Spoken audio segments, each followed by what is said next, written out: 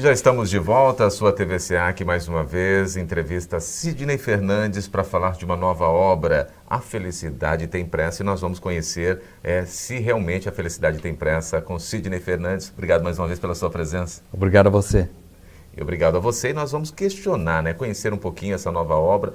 Antes que eu entre no processo, Sidney, do livro, a gente conhecer um pouquinho do conteúdo desse livro, queria que você falasse um pouquinho como que foi todo o processo de construção desse livro, como que você vem se preparando para que essa obra chegasse no que nós vamos conhecer agora.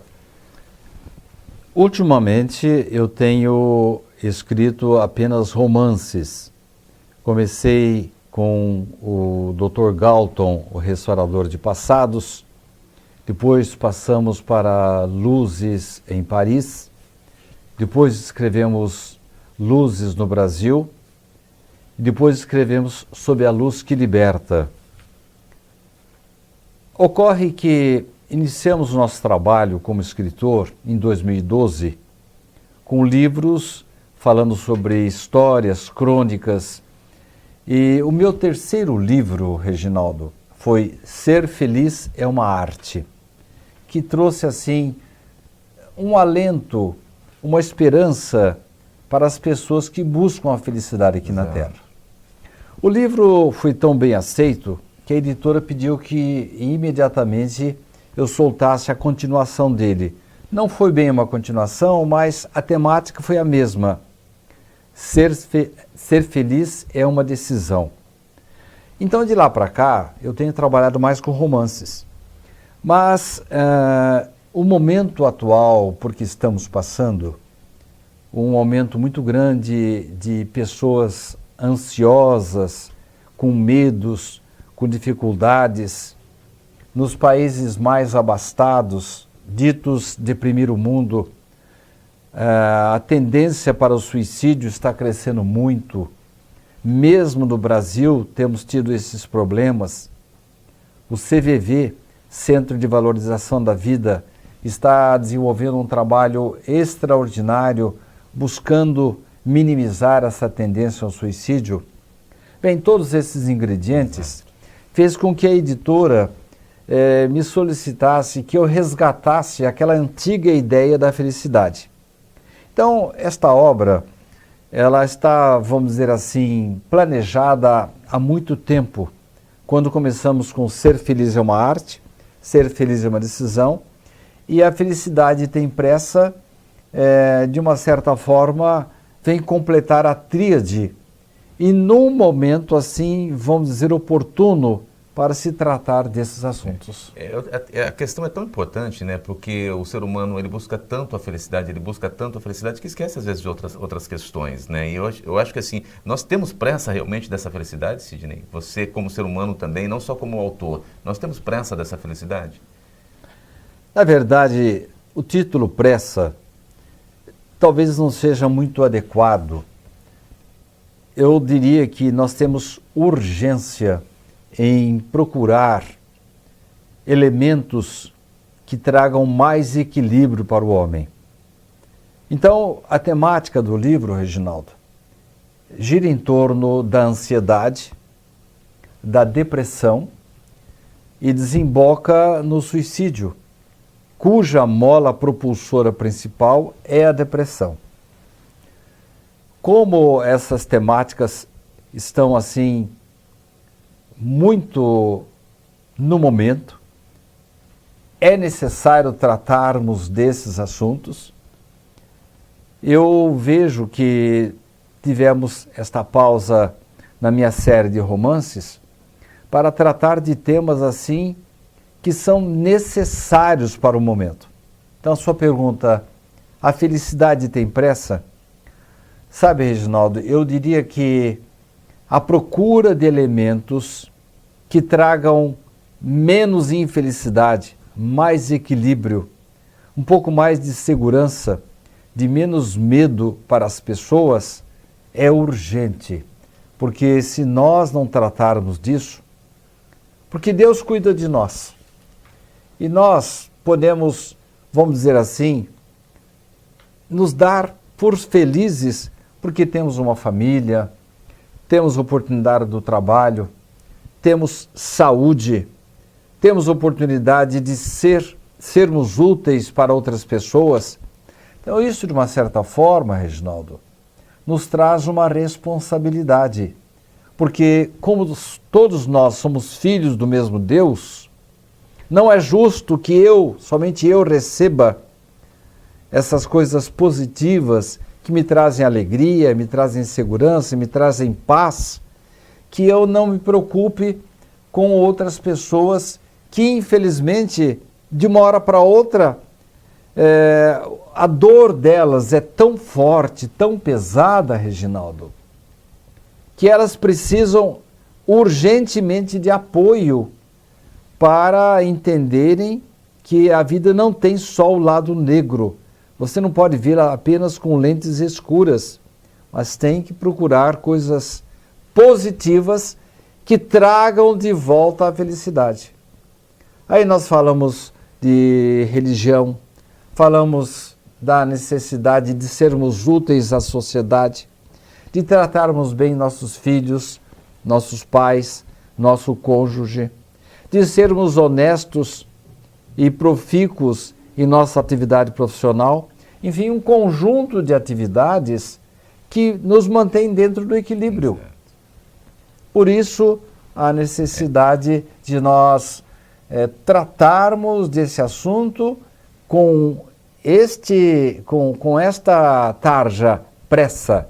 A felicidade tem pressa, mas na verdade a urgência mesmo é de trazer condições para que as pessoas sejam menos infelizes. Quando a gente fala, eu até questionei isso, né, para você, porque a gente sabe a necessidade do ser humano, a gente percebe no dia a dia como que o ser humano tem feito os seus processos de vida, né, tem adiantado com seus processos de vida, e isso é preocupante realmente, né, quando você falou do tema ansiedade e depressão, que eu quero voltar no próximo bloco, né, essa questão tão importante, para a gente avaliar o quanto as pessoas acabam tirando a própria vida por essa pressa mesmo de buscar a felicidade e não encontrar, cai nesses processos, depressão, né, e ansiedade.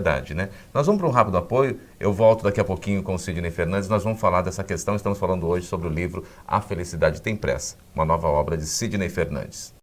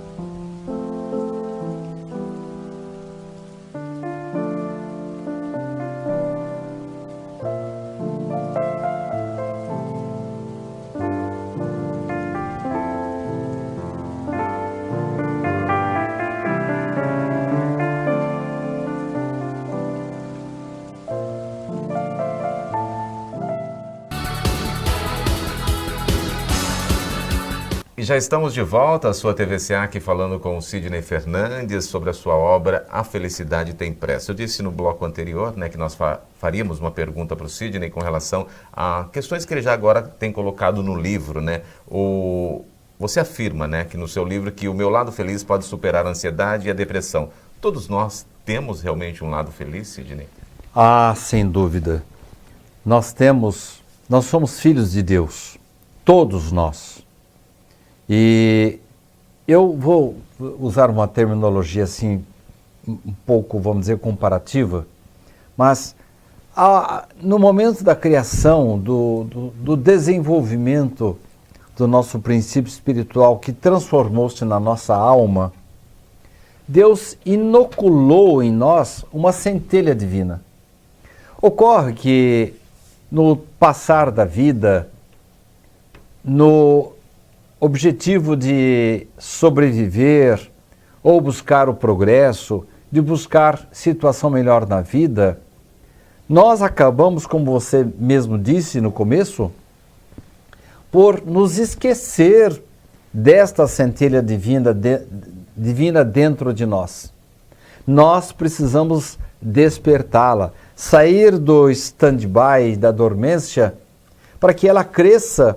E quando cresce esse lado divino que todos nós portamos, a tendência é que ela ocupa um espaço e faz com que a dor, a carência, o medo, a insegurança perca o espaço.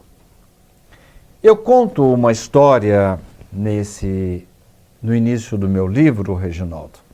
É uma lenda muito antiga que cada um conta de um jeito. Eu escolhi uma em que dois indígenas estão conversando e um jovem impetuoso, sentindo-se injustiçado por seus companheiros, ele está com muito ódio, está ressentido e procura, como é natural nos indígenas, o ancião da tribo, uma pessoa com um pouco mais de conhecimento, um pouco mais de experiência. E ele diz para o ancião: eu estou me sentindo injustiçado. Eu estou querendo buscar alguma maneira de eu me vingar, de eu fazer alguma coisa contra as pessoas que me ofenderam. Calma, meu filho, diz o ancião. Eu gostaria que você soubesse que eu também passo por esses momentos. E nós vamos tentar superar juntos esse seu momento desagradável, porque daqui a pouco isso perde a importância. Há uma regra junto dos militares americanos, Reginaldo, em que eles são proibidos, quando eles sofrem uma injustiça, eles são proibidos de formalizar uma queixa ou tomar qualquer providência no mesmo dia em que ocorre essa injustiça. Eles são convidados, como diriam as nossas avós, a se aconselharem com o travesseiro, passar uma noite. E, Reginaldo, 70% das queixas de um dia não sobrevivem ao outro. Agora, voltando à história do indígena. Então, meu filho, nós temos que passar por esse momento juntos, porque amanhã talvez isso vá ter perdido a importância para você. Eu também passo pela raiva, disse o ancião. Todos nós, e eu também, todos temos dois lobos dentro de nós. Eu tenho um lobo que é agressivo, que é vingativo, que é violento, que é intolerante. E esse lobo quer influenciar as minhas atitudes. Ele está dentro de mim. Acontece que existe um outro lobo dentro de mim também, que é paciente, reflexivo, trabalhador, verdadeiro e amoroso, querendo me influenciar também. Esses dois lobos estão brigando um contra o outro dentro de mim. E o jovem, naturalmente, diante dessa metáfora, pergunta ao ancião: e qual dos dois vence a briga? E a resposta é uma lição de vida, Reginaldo. Aquele que eu alimentar. Exatamente. Então, Reginaldo, todos nós temos um lado bom, um lado feliz e um lado infeliz do outro lado. Feliz e infeliz dentro de nós. Qual vai prevalecer em nossa vida, Reginaldo? Aquele que realmente nós nos alimentarmos melhor, cuidarmos melhor. Eu ia te colocar isso porque, assim, com relação pessoal, né, a gente tem a questão nossa, né? Ninguém está isento de problemas, ninguém está isento de passar dificuldades, né? A gente tem isso no dia a dia e no mundo. De que forma que eu trato isso? De que forma que eu vou alimentar isso? Essa questão que você acabou de colocar realmente, né? Se eu me preocupar tanto com dar valor para uma coisa que está me machucando mais, a minha tristeza vai aumentar. Sim. Agora, se eu melhorar o processo e buscar cuidar melhor, e uma visão interessante, que é isso também que você deve ter colocado no teu livro, né, Sidney, que a gente vai avaliando, né, de como eu posiciono a minha vida, né? Se eu posiciono a minha vida para a tristeza, eu vou virar triste e vou cair na ansiedade e na depressão. né? Agora, se eu posicionar minha vida, aí eu consigo, eu vou buscar uma autoestima melhor, eu vou conseguir melhorar também, né? Eu lembro de uma história que eu li uma vez, Reginaldo, que um senhor de idade era uma pessoa assim bastante feliz, bastante simpática, e não havia dia que se encontrasse esse indivíduo de mau humor. E alguém, curiosamente, perguntou para ele: escuta, você está sempre de bem com a vida? Eu nunca vejo você de mau humor, nunca o vejo triste, eu nunca vi você falando mal de alguém ou da própria vida. Qual o seu segredo? É fácil, disse essa pessoa de idade. Toda manhã eu olho para mim no meu espelho e pergunto para mim mesmo: você quer ser feliz ou você quer ser infeliz? É claro que eu não sou idiota, eu escolho ser feliz. Então, de uma certa forma, Reginaldo, essa comparação que pode parecer pueril, pode ser até ingênua, reflete exatamente o que você disse. Todos nós, se resolvermos curtir a tristeza, curtir a mágoa, curtir a desolação e principalmente o nosso rancor em relação ao semelhante ou à própria vida, e como você muito bem disse, dando valor excessivo às coisas negativas, elas vão tomar conta da minha vida e eu vou ter combustível negativo para o meu dia. Ao passo que, a partir do momento que eu desenvolvo, eu alimento, eu dou combustível para esses aspectos positivos, a vida fica mais fácil. Há algumas músicas que dizem: quem canta, seus males espanta. Parece uma coisa boba, mas é isso mesmo.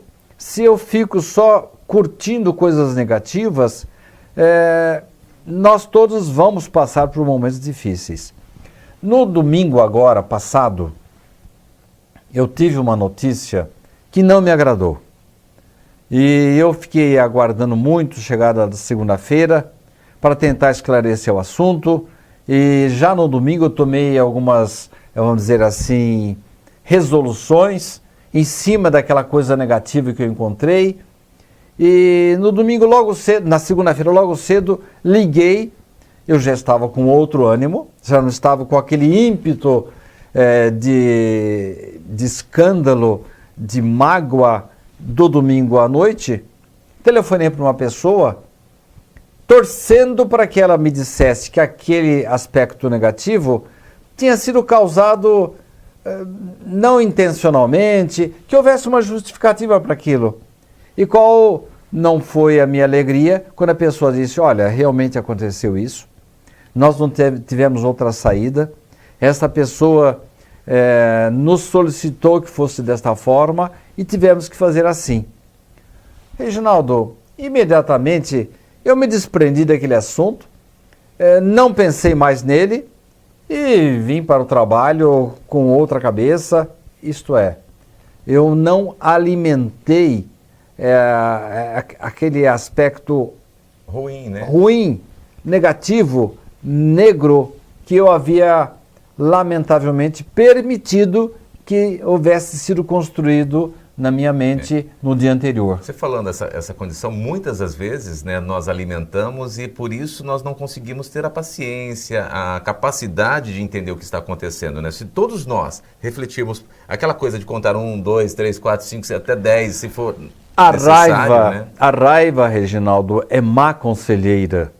E quando você tem uma situação difícil, se você acrescenta a raiva ao o medo, à insegurança, as soluções turvam o seu raciocínio, turvam as suas iniciativas, você se torna mais antipático e as soluções se tornam mais difíceis. Então, por isso mesmo, né, a gente tem essa questão.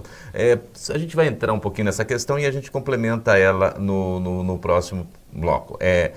Somente o Peru morre na véspera, né? Esse dito popular que vem refletindo aí há milênios, né? Está escrito no nosso destino o dia exato da nossa morte?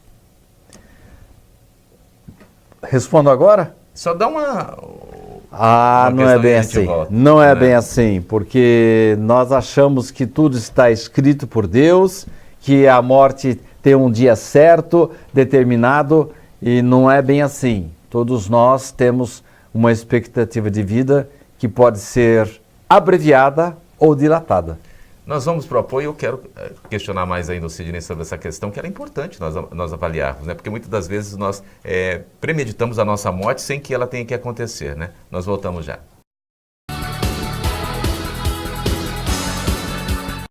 A Livraria SEAC conta com mais de 4.500 títulos, obras básicas do Espiritismo, romances, livros infantis, adolescentes e adultos, de todos os gêneros da literatura espírita.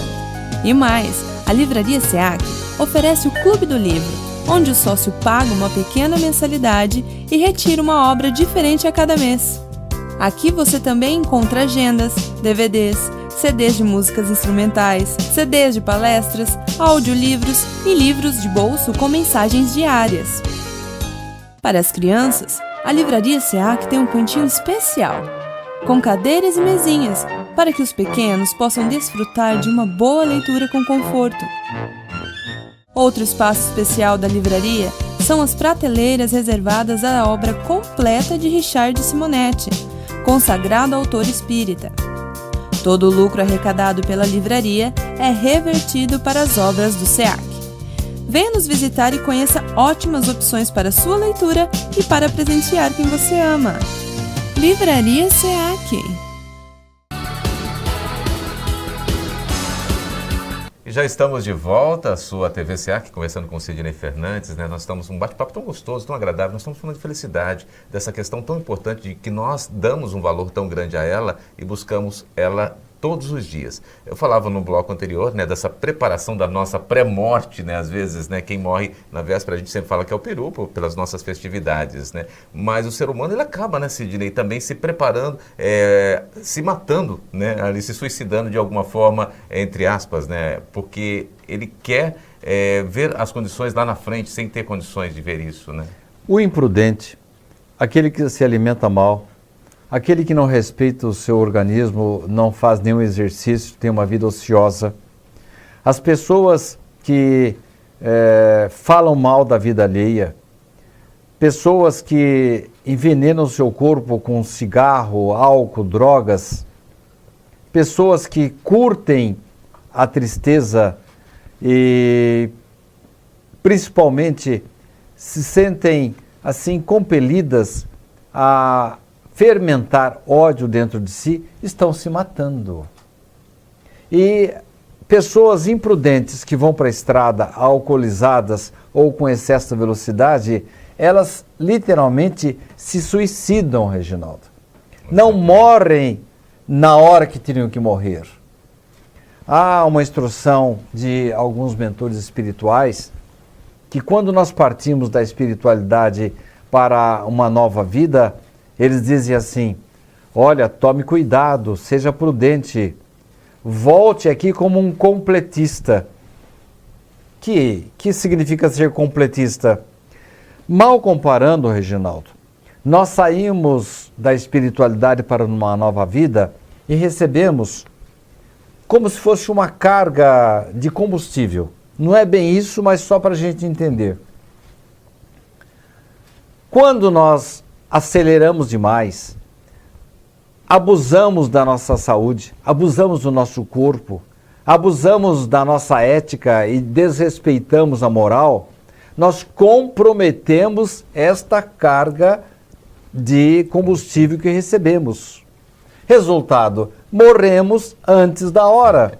Tínhamos previsto para nós aí uma vida talvez de 70, 80, 90 anos, morremos com 50, 60. Você se lembra, Reginaldo, você que é um homem do rádio, como aqueles jovens, na época do Noel Rosa, morriam jovens? O próprio Noel. O próprio Noel faleceu com pouquíssimo tempo. Deus deu pouca vida para eles? Absolutamente. É que eles passavam a noite sem dormir, bebendo, fumando, comendo mal, e contraíam doenças que naquela época não havia muitas vacinas e havia uma tendência de contágio pelas multidões que eles tinham contato, morriam antes da hora. Chegavam na espiritualidade e levavam tremendo num pito. Ah, por que você voltou tão cedo? Ah, mas morri na minha hora. Não, não morreu. Ao passo, Reginaldo, quando uma pessoa alimenta-se adequadamente, não comete excessos, respeita o seu organismo com caminhadas, exercícios, não precisamos nos tornar um atleta, Sim. mas nós temos que sair da ociosidade.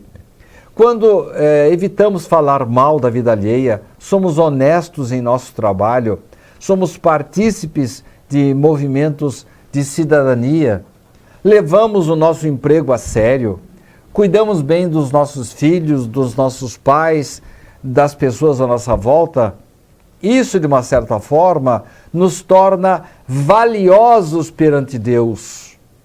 Você percebe, Reginaldo, que essa busca da felicidade passa também pelo respeito, passa pela necessidade de sermos bons cidadãos, boas pessoas?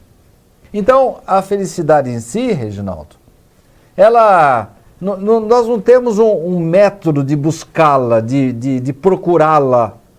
A partir do momento que eu passo a ser um bom cristão, vamos falar assim, mais generalizadamente ainda. Independente de religião nenhuma, independentemente de eu ser cristão ou não, a partir do momento que eu me torno um homem de bem, respeito o meu semelhante, eu aceito a minha religião, aceito a situação e torno um homem útil ao planeta Terra, Deus naturalmente vai dizer, não, esse indivíduo aqui está aproveitando bem, porque isto aqui, Reginaldo, este corpo é um investimento.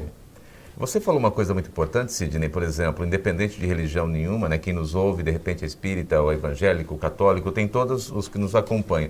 Mas se ele se encontrar na religião dele, ele já encontrou um ponto da felicidade, né? Sem dúvida, sem dúvida. Até se não tivermos religião nenhuma e formos boas pessoas... Ele tem a identidade dele, né? Exatamente.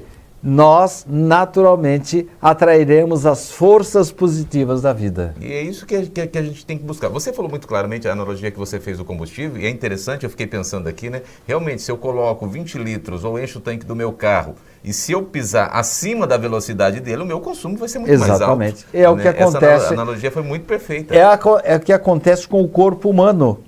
E, na verdade... não apenas sob o aspecto material, note bem que eu não falei somente em alimentação, em cuidar do corpo, mas também cuidar da alma. Isso. Por que às vezes você encontra, Reginaldo, e você sabe do que eu estou falando, você já presenciou situações em que pessoas pobres, de idade, às vezes com condições precárias de vida, muito mais feliz. São felizes, estão sempre predispostas a ajudar. Sabe aquelas benzedeiras antigas? Isso. São pessoas que não têm aspiração nenhuma na vida.